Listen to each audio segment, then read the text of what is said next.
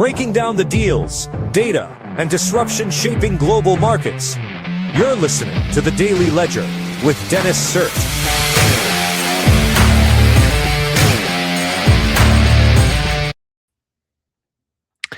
Hey folks, it is Saturday, May 16th, 2026. You are listening to The Daily Ledger Show, and I am your host, Dennis Sert. Great to be with you here tonight. We got some good stories we're going to get into. OpenAI considers legal action against Apple in strained relationship. SpaceX is aiming to go public on June 12th. In what stands to be biggest IPO ever. Even GoPro is pivoting to defense. OpenAI launches ChatGPT for personal finance, will let you connect bank accounts. And the Boys series finale, 4DX showtime, sell out fast. More screenings added for May 19th. So we're going to talk all about that. Before we get into it, make sure to like, comment, and subscribe, share the shorts especially. That's where I get most of my views here. The long form's cool too, but I love the shorts. Honestly, that if you haven't figured it out already, I do the show for the shorts. So make sure to share those around. Any TikToks you see, reels, and it should be a lot of fun. Make sure to join the school community if you want to hop in there, have a good time, do some postings. Do some posts rather. You can talk with other people in there. You can talk to me. We can do like a weekly call, which we do every Sunday. And yeah, let's just jump right into it here. OpenAI considers legal action against Apple in strained relationship. So if you remember in 2024, OpenAI made a deal with Apple, and supposedly Apple with the new iPhone 16 at the time was gonna basically ship out this new ChatGPT powered Siri. So that ended up being a debacle. Apple occasionally has these flops where they promise something and it never happens. It's mostly because their teams are incredibly siloed. They don't really there's a lot of secrecy at Apple. No one really knows what they're doing. Like literally, the Wash team has absolutely no idea what the cloud team's doing. It's like you only focus on your work, right? So that ended up completely failing. Nobody uses Apple Intelligence. It's like it's basically a case study in corporate failure. And so now OpenAI is kind of out for blood a little bit because now Apple just made a deal with Gemini, which kind of undermines their competency. It's like, what the hell? Like, was ChatGPT not good enough? Like, I mean, to be honest, it's not that bad. It's just not as good as like Anthropic Claude. But for whatever reason, I think Apple is trying to be like strategic here, and they're trying to kind of go with Google Gemini because Google isn't about to just like die anytime soon, right? They can use their revenues from like YouTube and like basically their Google One subscription service and everything, where they hit like record revenue, by the way, just recently. And they're using that, and they very, just real quick on Google, they very sophisticatedly sort of separated church and state.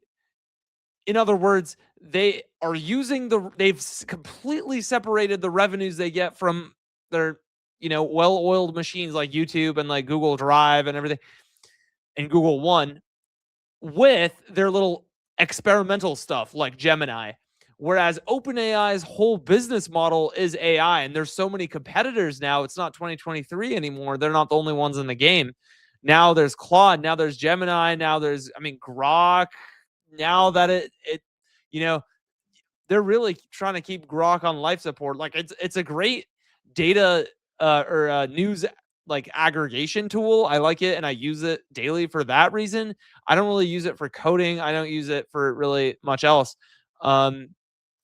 But I mean, it's funny because just on Grok real quick, they had to like essentially have XAI take over X in like an all stock acquisition a few years ago, and then merge with SpaceX, and then now take the whole thing public just to keep Grok relevant. So it's like, okay, it's not really for the usage per se, even though they're like around, last I checked, around 600 million like weekly active users. So a little bit behind like the 750 that Gemini's at for the app, and then like the over 900 million weekly active users that OpenAI's at.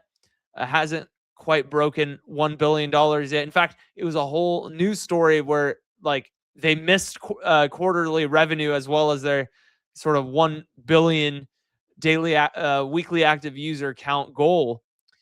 So are they running out of steam? And is Apple also part of, has Apple sort of hedged their bets and bet on Gemini because they sense that OpenAI may not survive? Like I mean, there's some pretty interesting signals here. But yeah, OpenAI certainly isn't very happy about this whole situation. So let's get into it. Basically, that's what this New York Times article is kind of hinting at. I actually liked the Bloomberg reporting on this, so I broke through the sort of the paywall here, and Bloomberg reported on this like 2 days ago. And what was really funny to me were a couple of like excerpts. So apparently an OpenAI executive who asked not to be identified says, "We have done everything from a product perspective." They have not. And worse, they haven't even made an honest effort. It's really funny. This almost sounds like a relationship drama. It's like, I gave him everything. It's Jesus Christ. And then let's see here. OpenAI initially believed the deal could generate billions of dollars per year in subscriptions, something that hasn't come close to happening. It also now believes the Apple implementation has hurt OpenAI's brand with customers. I was really surprised to read this, that Bloomberg was reporting on this, because I don't really imagine consumers got turned off to OpenAI from just because like they saw Apple integrate with them. I think that it was kind of their engagement in politics that did that. Like, oh, they swooped in after Dario Amodei heroically rejected the Department of War's contract. And, I think it was more that quote hurt the average consumers' sort of rapport with OpenAI. But to be honest, like, this is just another signal in all of this. Like OpenAI, like I said before, it's like OpenAI wasn't able to hit their quarterly revenue target, nor their weekly active user count of 1 billion. Apple is kind of distancing themselves from them, choosing Gemini for the new sort of advanced Siri. And then now OpenAI is going after Apple and saying that, oh, well, you guys hurt our reputation. Like, is this flailing? Like, I don't know. Like this, I mean, do I smell desperation here? That's not that good. I mean, why don't we act with a little class, please? And here's the other thing. And, let's skip the next thing, which was SpaceX going public on June 12th. Okay, that's pretty much all that's important for that. This kind of dovetails really nicely into this other article. OpenAI launches ChatGPT for personal finance, will let you connect bank accounts. Like, here's the thing. Like, I don't get who is running ChatGPT. Like, who is running OpenAI? Like, really? Like, and what I mean by that is, like, I thought Altman was competent, right?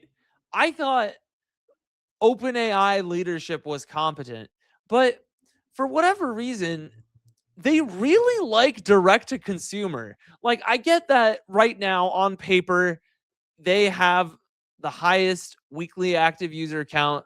They have the highest in direct to consumer. They have the highest, ARR. But the problem is they have to niche out into enterprise because that's where the real money is, and into government, um, which effectively is enterprise.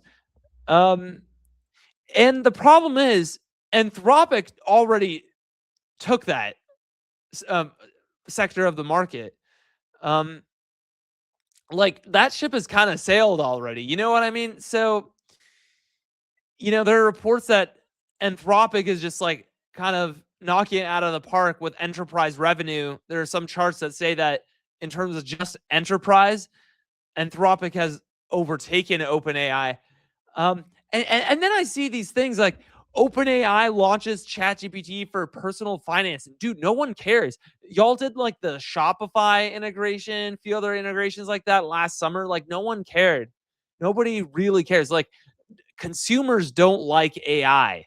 Like that much is clear. There's many charts, many like statistics that show that now where it's like Apple Apple customers won't even upgrade to the newest sort of iPhone only because of AI anymore. Like before, it was like 17% that would upgrade to the newest iPhone line only because of AI. And now that dropped to like 11% from 17%. So there's that. There's a few other things. Like consumers don't like AI. And now it's really gotten to politics where it's like, now it's like a big thing to be against like data centers. It's like, oh, data centers, they make a lot of noise, whatever. Like for me, it's just on data centers real quick. It's certainly to kind of bring about this new sort of like a technocracy era of the United States, like a little bit like how China is right now with the social credit score. I think that's what the data centers are eventually going to be here for, and that's why they're being built. But I'm a little bit of an accelerationist. Like I say, like, let's just like, kind of figuratively, non-violently, politically speaking, let's just burn it all down. Like let's burn the system, the current paradigm down in terms of, oh, you show up to work, you write an email, and then it's like, wow, I get my, $5,000 paycheck biweekly. It's like, okay, like, you are a parasite.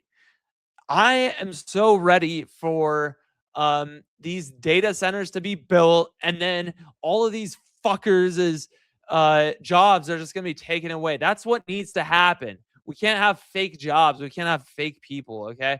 But yeah, so it's like the people are against the data centers now. It's like a big hot topic in politics these days. And as a result, they're going to be also against like just AI in general more and more. And OpenAI yet still says like, oh, we launched this integration for personal finance. It's like nobody cares, bro. Go into enterprise already, just like Anthropic. Like it's too late, but try and catch up. Like here's Anthropic introducing Claude for small business, May 13th, right? 3 days ago, right? This stuff is still fresh.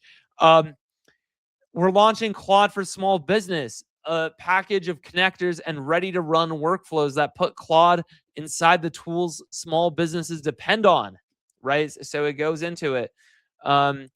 Planning payroll with confidence, closing the month with fewer errors, getting a pulse for your business, running your next campaign. It's like, this is where the money is, okay? When you're doing a startup, you want to do B2B. That's where the money is. That's where the serious professional people are if you want to make money.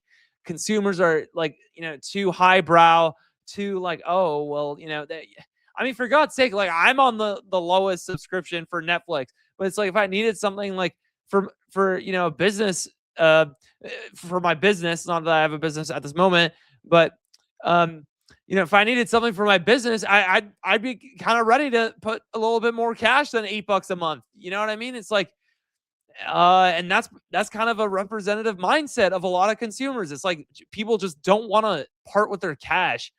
Ask any direct to consumer startup founder; they'll tell you the same thing. I've done several direct to consumer iOS apps, web apps, and I'll tell you that firsthand. Consumers do not want to part with their cash, period. Only small businesses and larger businesses as well want to. Okay, so great job, Anthropic, OpenAI. You're fucking dumb. Even GoPro is pivoting to defense. It's funny. It's like, how are these guys even still alive? First of all, like the company, and then it's kind of funny to think about like a GoPro being installed on like a military class submarine, and then it's used as like a periscope, and it's like, oh, we go, and then the enemy's like, is that a GoPro? Oh shit, they're about to fire their torpedoes, get them. You know what I mean? It's like, yeah. So that's kind of where we're at. The Boys series finale 40x showtime sells out fast. More screenings added for May 19th. I was so sad I couldn't find any showtimes for Boston. It's too bad. I don't know if sort of this audience is following The Boys. I have been. It's really, it's such a dumb parody now of just like, it's basically an extreme hardcore leftist view of modern politics. Modern, it's like 2024 politics. But yeah, it's still like funny to watch. And there are also like moments of good drama. Like, so spoiler alert, spoiler alert again on The Boys. So if you don't want to be spoiled for season 5, 1, 2, 3, okay. So Frenchie dies at the end of season 5, episode 7. And just look at Kamiko here, who's played by Karen Fukuhara. So let me make sure I got some audio on this thing. So give me 1 second. Stop sharing. Share. Oh, I can't share the. Here we go. I'll try this. No.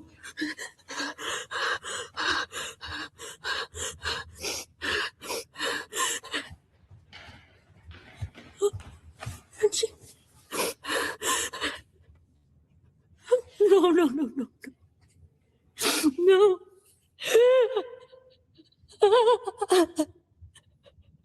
Like, this is just peak acting. She is so good. Karen Fukuhara.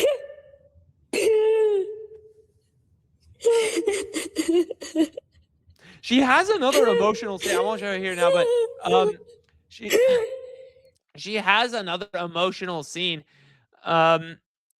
She's like really, really good as an actress. So props to her. Yeah, I think, let me see if we got anything else on the docket. I think that's it for today. Yeah, I don't really want to cover this. Apparently, it's shit, right? The Mandalorian and Grogu. It's just gonna be a new write-off by Disney. But who's surprised by that, right? That's kind of what everyone's expecting. Yeah, I think we're gonna call it there. Hope you guys have a great rest of your weekend, and we'll see you on the next one.